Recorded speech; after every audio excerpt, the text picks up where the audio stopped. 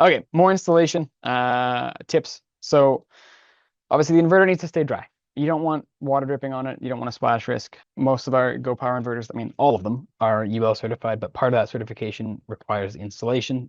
If they are installed vertically up a wall like this, vents exposed on the top, you have to put a drip shield above them. Obviously, we don't want the potential for water to fall into a sensitive electronic. So keep them dry. You want to keep them cool. Ambient temperature range matters because heat will affect performance and longevity of the system.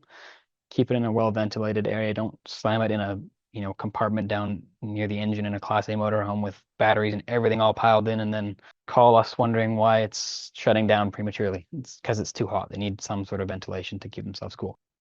Safe installation kind of ties in with ventilation and cooling, and you want it dry.